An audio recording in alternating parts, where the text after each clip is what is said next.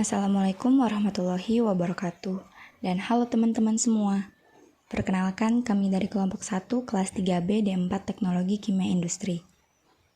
Pada video kali ini, kami akan menjelaskan mengenai diagram blok ekstraksi cair-cair pada kolom isian.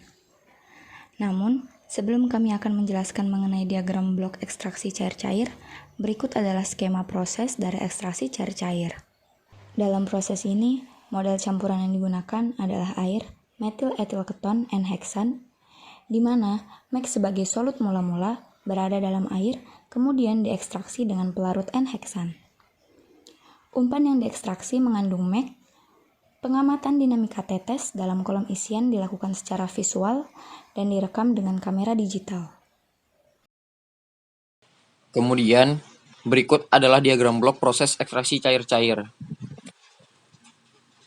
dan juga keterangan pada simbol huruf di diagram blok tersebut. Sekarang, kami akan menyampaikan alur proses dari diagram blok tersebut. Dalam membaca diagram blok, kita harus mulai memahaminya dari sistem proses tersebut, di mana dalam ekstraksi cair-cair ini, proses terjadi dalam kolom isian dengan kode GP. Hasil ekstraksi yang terjadi diukur variabel prosesnya, yakni komposisi metil etil keton pada ekstrak, oleh kromatografi detektor, kemudian sinyalnya ditangkap oleh analisis transmitter, di mana analisis transmitter dan kromatografi detektor disebut juga sebagai sensor, yang berfungsi mengubah sinyal proses menjadi sinyal standar, yang selanjutnya masuk ke summing junction dengan tanda positif negatif. Di titik inilah langkah membandingkan dilakukan untuk mengurangi besaran set point dengan sinyal measurement variabel yang telah diubah menjadi sinyal standar oleh analisis transmitter, yang hasilnya disebut dengan error, atau selisih antara komposisi metil etil keton pada ekstrak di pengukuran dan juga pada nilai set point.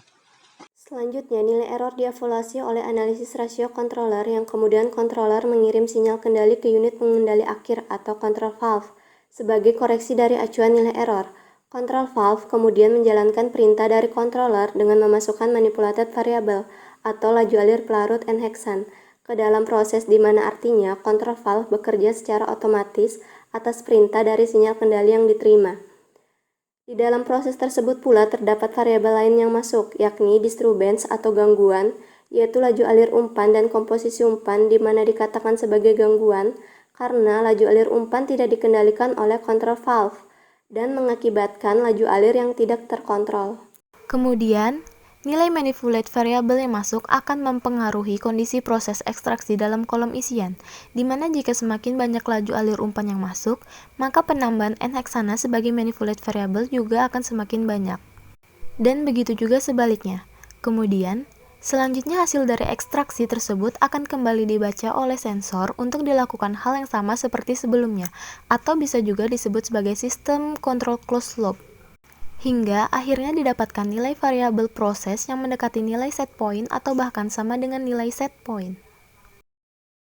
Demikianlah video dari kelompok 1. Sekian, terima kasih. Wassalamualaikum warahmatullahi wabarakatuh.